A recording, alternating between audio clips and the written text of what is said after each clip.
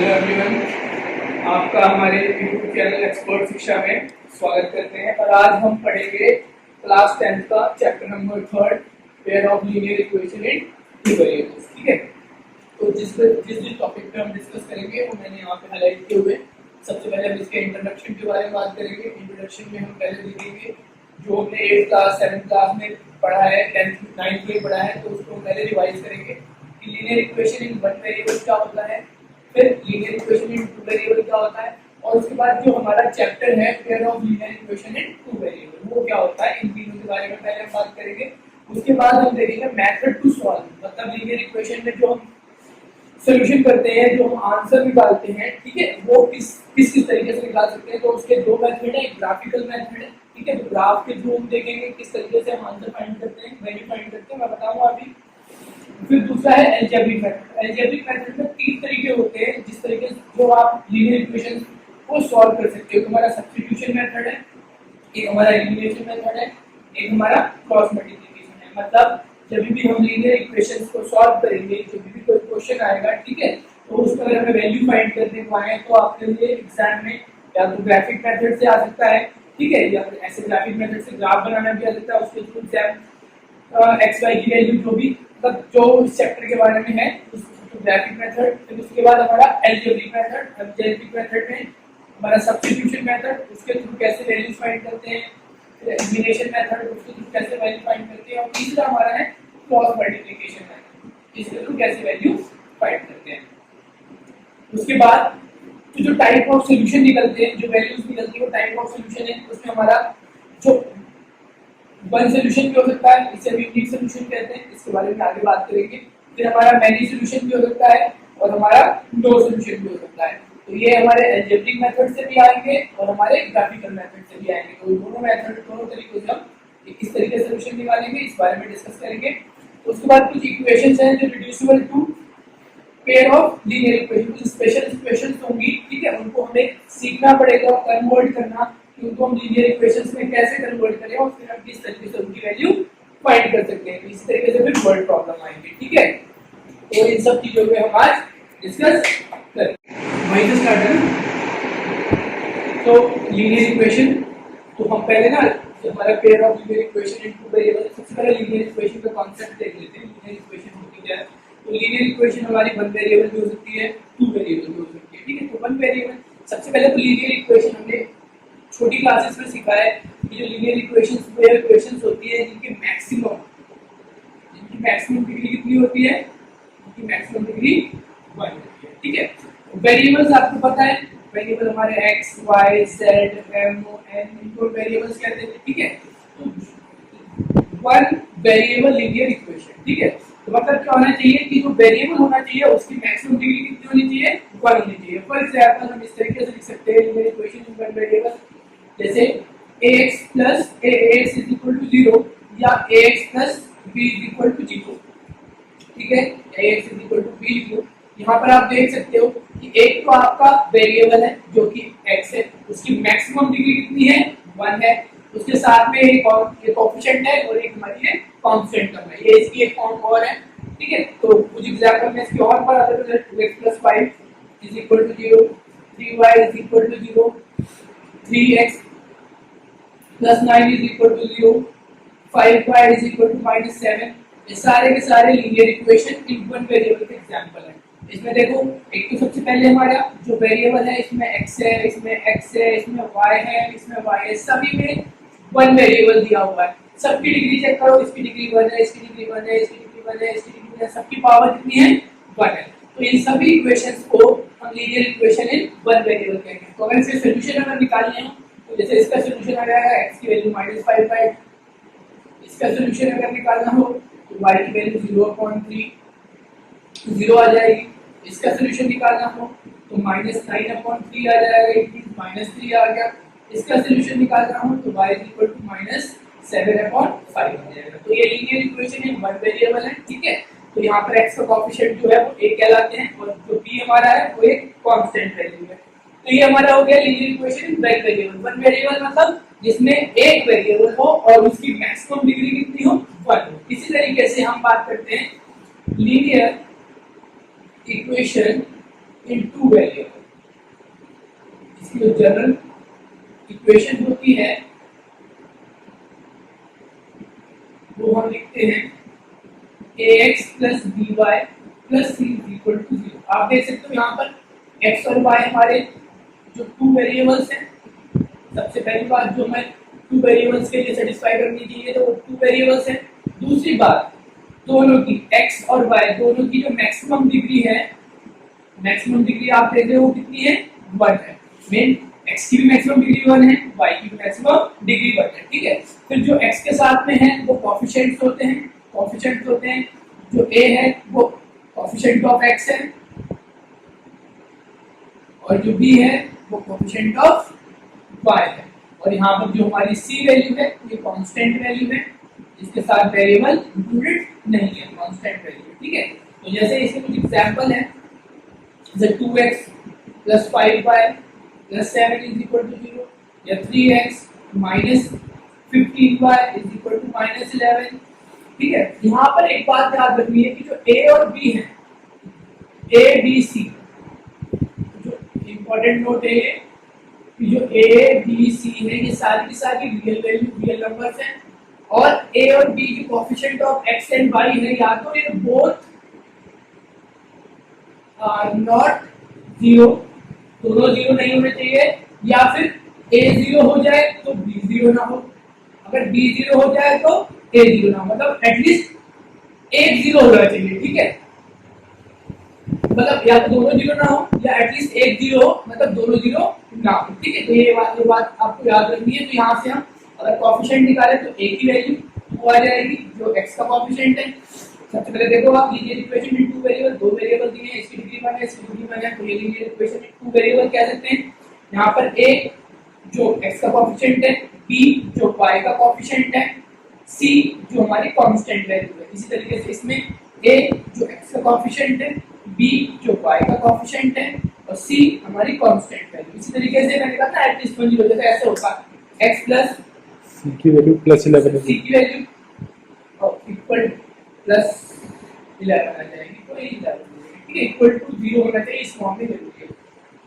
बहुत बढ़िया। तो अगर हमारा दूसरा जैसे x plus 5 is equal to 0, तो हम यहाँ पे लिख सकते हैं x y को y कोएफिशिएंट है नहीं तो y के साथ 0 कोएफिशिएंट लगा के y की वैल्यू लिखो, तो यहाँ a की वैल्यू 1 और b का कोएफिशिएंट 0, c आ जाएगा 5। इसी तरीके से आपका y plus 9 is equal to 0 होता, तो आप यहाँ पर x के साथ 0 कोएफिशिएंट लगा दो क्योंकि इससे वैल्यू तो 0 जानी है। फिर y plus 9 is equal to 0, a की वैल्यू आपको 0 मिलेगी, b की वैल्यू 1 मिलेगी कोएफिशिएंट और c की वैल्यू 9 मिलेगी। तो हमने अभी जो बात की है वो बात की है कि linear equation in one variable, जहां पर आपकी जो लीनियर इक्वेशन होगी उसमें एक वेरिएबल इन्वॉल्व होगा और लीनियर इक्वेशन की होगी वो क्योंकि उसकी डिग्री मैक्सिमम 1 होगी, ठीक है। ऐसे ही linear equation in two variable, जहां पर आपके दो वेरिएबल इंक्लूड होंगे x एंड y हैं, जिनकी मैक्सिमम डिग्री 1 1 होगी और उनके साथ में जो वैल्यू लगी हुई है हम कोएफिशिएंट कहते हैं, मतलब x का कोएफिशिएंट a और y का कोएफिशिएंट b, तो साथ में लगी हुई टर्म है वो कांस्टेंट है जिसमें वेरिएबल इन्वॉल्व नहीं है, ठीक है। तो ये हमने लीनियर इक्वेशन वन वेरिएबल और टू वेरिएबल के बारे में बात करी। अब हम पढ़ते हैं pair of linear equation in two variable. तो जो हमारा बुक का टॉपिक है मतलब pair of linear equation in two variable, ठीक है। तो हम इस पर बात करते हैं। तो सबसे पहले हमने वन वेरिएबल पढ़ लिया कि भाई linear equation in one variable क्या होती है, उसके बाद linear equation in two variable क्या होता है। अब है pair of linear equation in two variable. It means कि आपको पेयर्स में ली होंगी लीनियर इक्वेशन, ठीक है। मान लो एक आपको इक्वेशन 1 दी हुई है और एक इक्वेशन 2 दी हुई है, तो टू वेरिएबल है मतलब x यहाँ पे भी है, x यहाँ पे भी है, y यहाँ पे भी होगा, y यहाँ पे भी होगा, ठीक है। इसके साथ इसका कोएफिशिएंट a1 बोल लिया, इसके साथ इसके कोएफिशिएंट को a2 बोल लिया, इसके कोएफिशिएंट को b1 बोल लिया, इसके कोएफिशिएंट को b2 बोल लिया। इसी तरीके से c1 और c2 भी होंगे इक्वल टू 0 इक्वल टू 0। यहाँ प्लस माइनस कुछ भी हो सकता है, वो मैटर नहीं करता, ठीक है। तो एक इक्वेशन ये है और एक इक्वेशन ये है, ठीक है। तो पहली लीनियर इक्वेशन हमारी है इन टू वेरिएबल, फिर दूसरी linear equation in two variable. इसके कोएफिशिएंट जो यहाँ पर है, जो x का पहली इक्वेशन में जो x का कोएफिशिएंट है उसे a1 कहेंगे, फिर दूसरे वाले जो y के कोएफिशिएंट को b1 कहेंगे और इसकी कांस्टेंट वैल्यू जो है उसे c1 कहेंगे। इस तरीके से दूसरी लीनियर इक्वेशन होगी उसमें पहले वाले को x के कोएफिशिएंट को a2 कहेंगे, y के कोएफिशिएंट को b2 कहेंगे और फिर हमारी कांस्टेंट टर्म जो उसमें होगी उसको हम c2 कहेंगे। तो ये pair of linear equation is two variable, ठीक है। अब हम इसी के बारे में डिस्कस करेंगे, कुछ एग्जांपल मैं आपको बता देता हूं, जैसे 2x + 3y + 5 = 0 and 3x - 2y + 7 = 0। ये हमारा एक linear equation, pair of linear equation का एग्जांपल हो गया।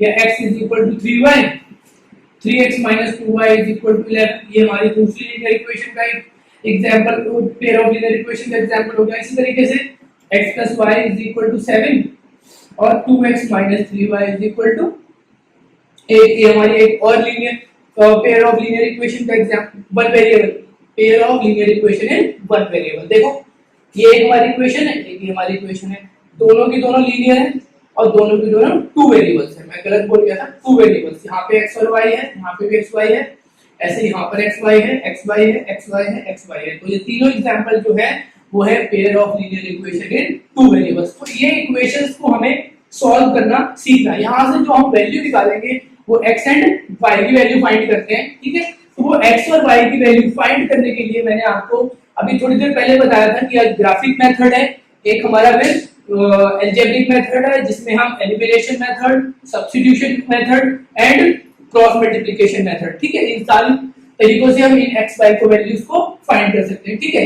इनके बीच में कुछ रिलेशंस होते हैं, मतलब जब हम दो इक्वेशंस को सॉल्व करते हैं तो हमको अलग-अलग टाइप के सॉल्यूशंस मिलते हैं। एक हमारा यूनिक सॉल्यूशन होता है, हमारा नो सॉल्यूशन होता है, एक हमारा मेनी सॉल्यूशंस होते हैं, ठीक है। तो हम अब इसके बारे में बात करते हैं कि ग्राफिक मेथड से इन सब चीजों को हम कैसे फाइंड करते हैं। नंबर एक बात कि कैसे चेक करते हैं कि किस टाइप का सॉल्यूशन है, मतलब टाइप्स ऑफ सॉल्यूशन फाइंड करेंगे, ठीक है। और उसके बाद हम इसी से ग्राफ से ही हम फाइंड करना सीखेंगे, find the value of x and y, और इसी ग्राफ से हम कुछ वर्ड प्रॉब्लम भी सॉल्व करना सीखेंगे। इसके अलावा पेपर में आ जाता है कि दो इक्वेशंस आपको दी होती हैं, तो ग्राफिक मेथड से आपको x y की वैल्यू तो निकालनी होती है, साथ साथ कई बार हमें जो एरिया प्लॉट होता है, एरिया जो शेड करते हैं, कभी x एक्सिस पे शेड करना होता है, कभी y एक्सिस पे शेड करना होता है, उन इक्वेशंस के साथ क्या एरिया आपका निकलता है, ठीक है। जैसे कोई ट्रायंगल फॉर्म हुआ, इस ट्रायंगल का एरिया निकालना है, इसके वर्टेक्सेस निकालना है, ठीक है। तो इन सब के बारे में हम अब बात करेंगे, ठीक है। तो हम पढ़ेंगे मेथड 1, मैंने बताया था ना आपको कि ग्राफिक मेथड, ठीक है। तो पहले हम पढ़ते हैं ग्राफिक मेथड। ग्राफिक मेथड में सबसे पहले सॉल्यूशन तो निकालेंगे, पर हम टाइप्स ऑफ सॉल्यूशन पढ़ते हैं। तो ग्राफिक मेथड के थ्रू टाइप्स ऑफ सॉल्यूशन, ठीक है। आपको पूछ सुनोगे टाइप्स ऑफ सॉल्यूशन क्या होता है। तो टाइप्स ऑफ सॉल्यूशन मतलब जैसे हम कोई दो लीनियर इक्वेशंस को जब सॉल्व करते हैं, दो हमारी जो लीनियर इक्वेशन टू वेरिएबल्स है उनको सॉल्व करते हैं, तो हमें ग्राफ के थ्रू पता चलता है कि उस इक्वेशन का किस टाइप का सॉल्यूशन होगा, ठीक है। कई में क्या होता है कि a की वैल्यू निकलती है, x की एक वैल्यू निकलती है, y की एक वैल्यू निकलती है। कुछ इक्वेशन होती है जिसमें x y की बहुत सारी वैल्यू निकल सकती है, मतलब मैनी सॉल्यूशंस कहते हैं उन्हें, और कुछ ऐसी होती है जिसमें x y की वैल्यू निकल ही नहीं सकती, ठीक है। तो मतलब कि भाई कौन कौन सी कंडीशन है, कैसी कैसी इक्वेशंस है जिसमें a की वैल्यू निकलेगी, x की एक वैल्यू निकलेगी या y की एक वैल्यू निकलेगी, ठीक है। जिसे हम वन सॉल्यूशन कहते हैं, वो मैं अभी बताऊंगा, आगे दूसरे अलजेब्रिक मेथड में बताऊंगा। और किसकी कैसी इक्वेशन है जिनमें भाई बहुत सारे सॉल्यूशन है, मतलब मैनी सॉल्यूशंस हो सकते हैं, ठीक है। और कौन कौन सी इक्वेशन है इसमें नो सॉल्यूशंस होते हैं। तो ग्राफ के अकॉर्डिंग अगर हम दो लाइन, जैसे ये वाली पहली इक्वेशन है, लीनियर इक्वेशन फर्स्ट है, लीनियर इक्वेशन सेकंड है, मैं एग्जांपल पे यहां जैसे इस तरीके से कोई क्वेश्चन बना लेता हूं, कुछ भी हो सकता है।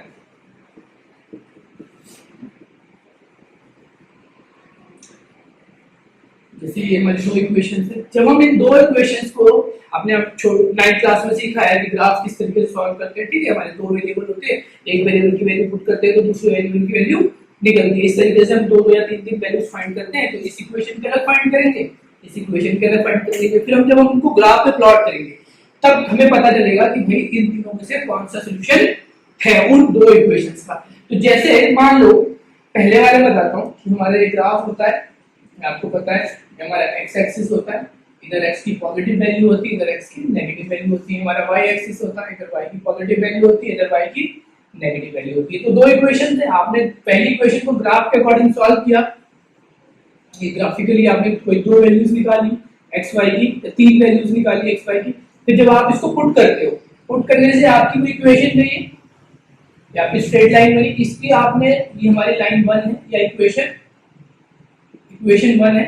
इस तरीके से आपने दूसरी वाली को सॉल्व किया तो उससे मान लीजिए दूसरी हमारी इक्वेशन 2 है, ठीक है।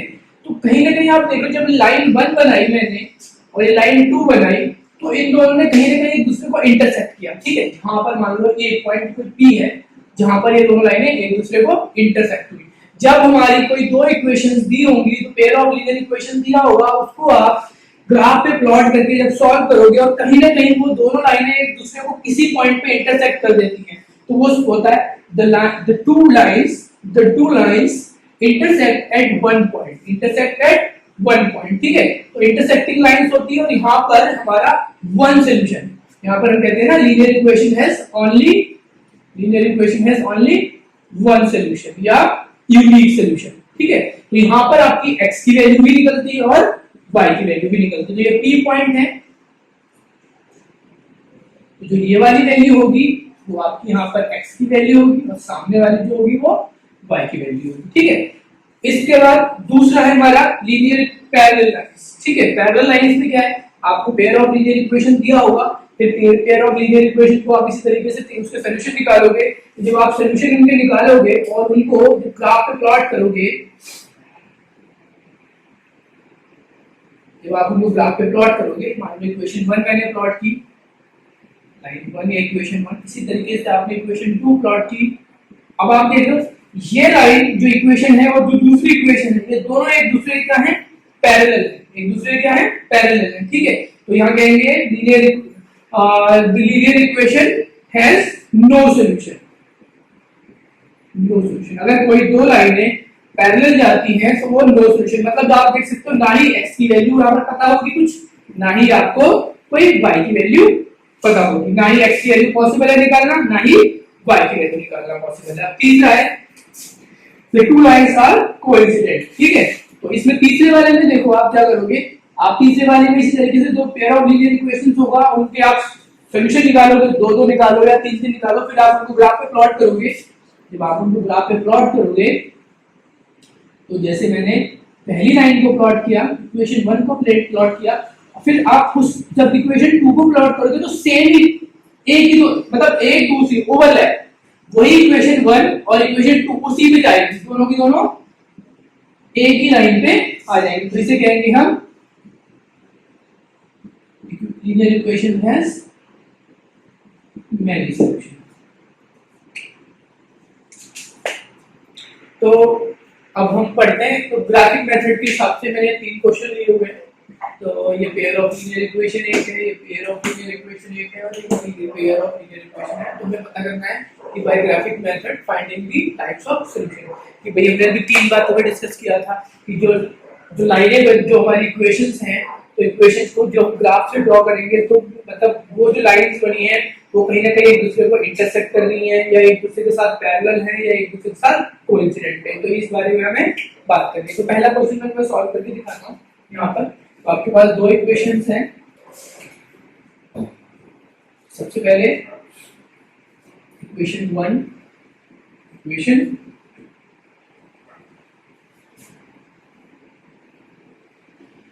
Solving equation 3x plus 2y is equal to 0। आपको करना क्या है,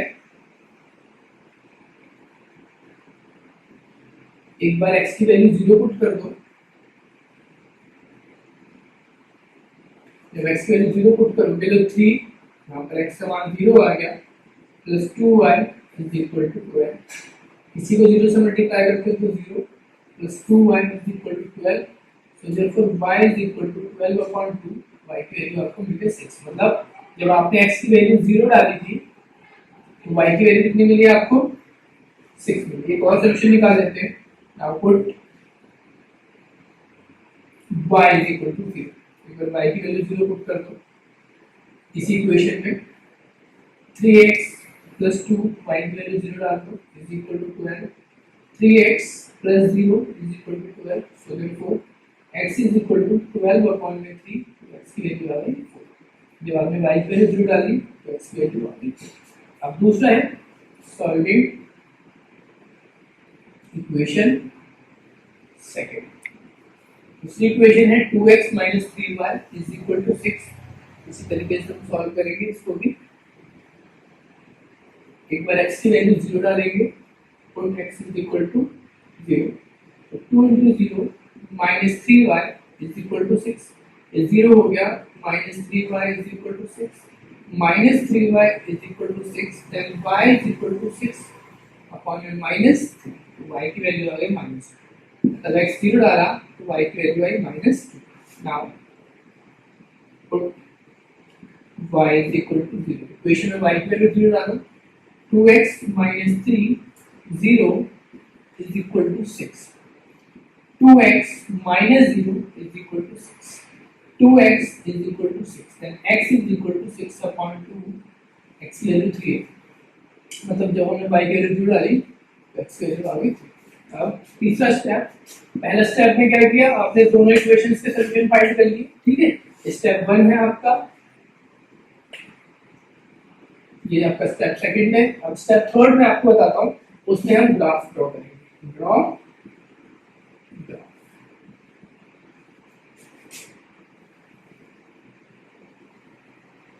हमारी x negative value, x positive value, y positive value, y negative. Graph equations को एनालाइज किया तो सबसे बड़ी वैल्यू 6 है, 1 2 3 4 5 6 -1 -2 -3 -4 -5 -6 1 2 3 4 5 6 -1 -2 -3 -4 -5 -6। मैं आपको एक बात बता दूं, ये बहुत ही प्रोफेशनल तरीके से कोई वीडियो नहीं बनाई जा रही है। आपको पता है कि लॉकडाउन चल रहा है तो बच्चों की पढ़ाई लिखाई का बहुत ही घाटा हो रहा है, तो कोशिश कर रहा हूँ कि थोड़ा बहुत जो भी मैं अपनी तरफ से उनको खाली टाइम पे सिखा सकता हूँ, ये स्पेशली बस उसी वजह से है, तो इतने प्रोफेशनल तरीके से नहीं बनी है।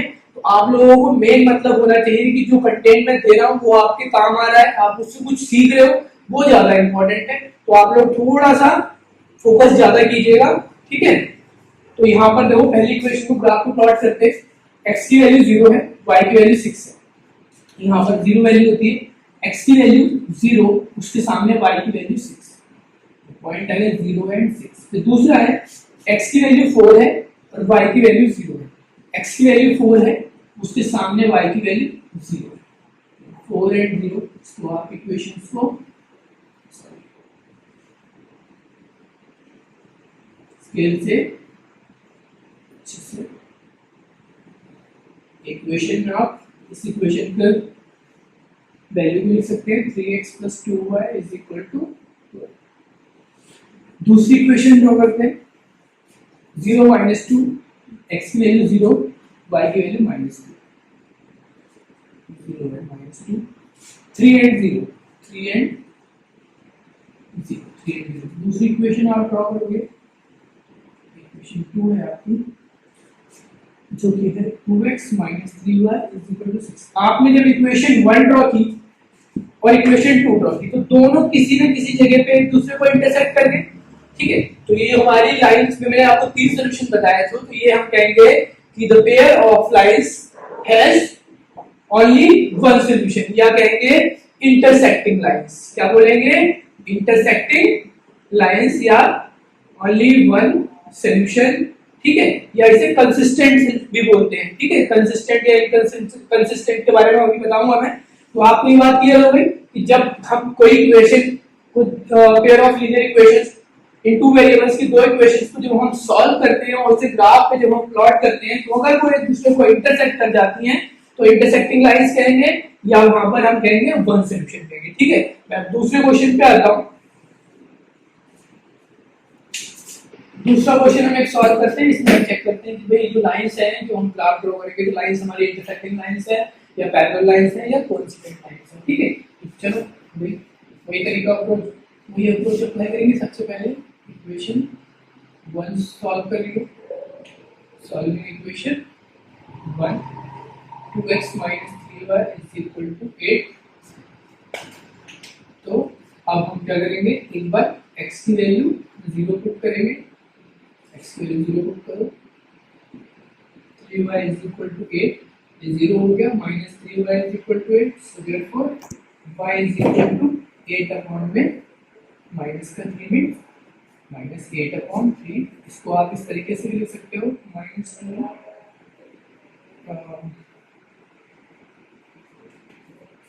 एक्सप्रेशन में माइनस 2 बाय, इसके बाद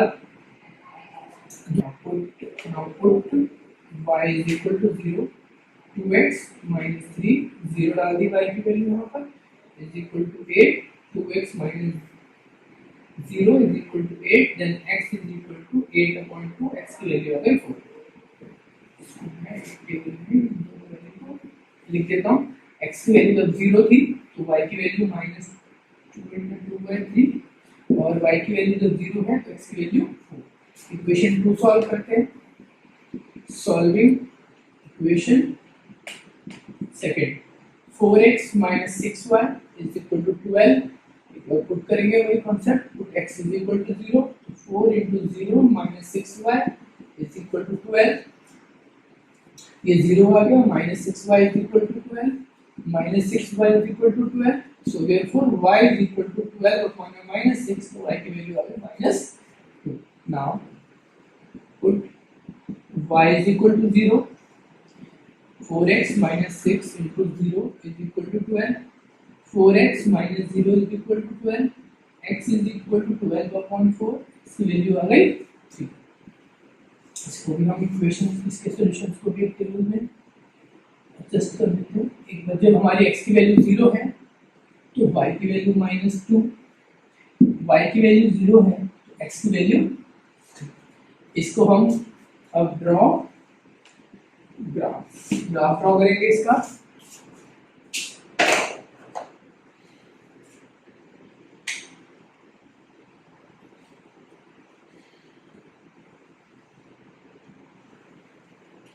positive x negative x positive 1, maximum value क्या है हमारी, मैक्सिमम वैल्यू 4 है, 1 2 3 4 minus 1 minus 2 minus 3 minus 4 1 2 3 4 minus 1 minus 2 minus 3 minus 4,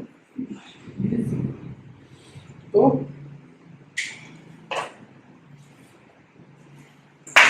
पहली वैल्यू है 0 एंड 2/3, 0 एंड 2/3, 0 आ गया, फिर माइनस का 2 एंड 2/3, 2 एंड 2/3, तो 2 आ गया, उसके बाद तो पहली वैल्यू हमारी x की वैल्यू 0 और y की वैल्यू माइनस 2 एंड 2/3, तो x की वैल्यू 0, y की वैल्यू 2 और उसके बाद माइनस 1/3 माइनस 2/3, समथिंग कुछ यहाँ पर आएगा 0 एंड माइनस 2/3, पहली वैल्यू आ गई। दूसरी है 4 एंड 0, x की वैल्यू 4, सामने y की वैल्यू 0, तो इसको हमने आ गया। इक्वेशन जो हमारी है वो बनी है 2x minus 3y is equal to 8, ये पहली इक्वेशन।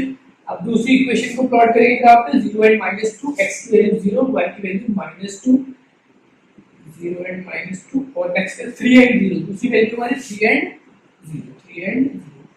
तो आप जब इन दूसरी इक्वेशन को मैंने मिला, ये हमारी दूसरी इक्वेशन क्या है, 4x minus 6y is equal to 12। आप देख सकते हो कि जो लाइन 1 है और जो लाइन 2 है वो एक दूसरे क्या है, पैरेलल है, तो ये पैरेलल लाइंस हो गई, ये हमारी पैरेलल लाइंस हो गई, साथ ही साथ इसको हम कहेंगे no solution, linear equation has no solution. ठीक है, तो एक लास्ट थर्ड क्वेश्चन में बता देता हूं, हमने पहले ये देख लिया कि जो इक्वेशंस है उसमें कौन-कौन से टाइप के सॉल्यूशन हो सकते हैं। तो पहले जब इंटरसेक्टिंग लाइंस आई थी, दो लीनियर इक्वेशंस को जब हमने सॉल्व किया तो वो हमारी जहां पर एक दूसरे को अगर इंटरसेक्ट कर जाती हैं तो वहां पर हमारा सॉल्यूशन निकला जिसे हम वन सॉल्यूशन कहते हैं। फिर जब हमने दूसरा क्वेश्चन सॉल्व किया, वहां पर जब हमने दो इंटरसेक्टिंग लाइंस को प्लॉट किया ग्राफ पे, तो आप देख रहे हो एक दूसरे के पैरेलल हैं, तो यहाँ पर हमारा नो सॉल्यूशन है। मैं आपको तीसरा क्वेश्चन बताता हूँ। तो आज जो मैंने आपको बताया है कि पहले लीनियर इक्वेशन का इंट्रोडक्शन दिया, उसके बाद हमने लीनियर इक्वेशन का एक ग्राफिक मेथड है, एक अलजेब्रिक मेथड है। ग्राफिक मेथड का बेसिक बताया है, ठीक है, कि ग्राफिक मेथड में जो हमारी इक्वेशंस हैं अगर हम ग्राफ पे पता करते हैं उनको, तो कौन-कौन तरीके के सॉल्यूशन मिल सकते हैं। अगर दो लाइनें हमारी इंटरसेक्ट हो जाती है तो वन सॉल्यूशन मिलेगा, या हम कह सकते हैं कि अगर वो चार लाइनें किस तरीके की, तब ये इंटरसेक्टिंग लाइंस हैं। अगर दोनों एक दूसरे के पैरेलल हैं तो नो सॉल्यूशन है और पैरेलल लाइंस है। तीसरा बताता हूं, इसके बाद हम लोग आगे अलजेब्रिक मेथड पे डिस्कशन करेंगे, जिसमें हम एलिमिनेशन मेथड, सब्स्टिट्यूशन मेथड और क्रॉस मल्टीप्लिकेशन मेथड का बेसिक करेंगे। उसके बाद आप कंटिन्यू एक्सपर्ट शिक्षण के साथ जुड़े रहिए, तो फिर मैं आपको बताऊंगा कि जो पेपर में जो एग्जाम बेस्ड क्वेश्चन आते हैं, ठीक है, वो और हमारे जितने भी एडिशनल एक्स्ट्रा क्वेश्चन आने की पॉसिबिलिटी होती है, उन सब पे हम कंटिन्यू डिस्कस करते रहेंगे, ठीक है। तो पहले अभी हम हर चैप्टर की एक छोटी छोटी चीजें लेते हैं, उसका बेसिक कंप्लीट करते हैं, उसके बाद एक्स्ट्रा क्वेश्चंस पे आएंगे, ठीक है। तो एक तीसरा क्वेश्चन है, इसको हम करते हैं।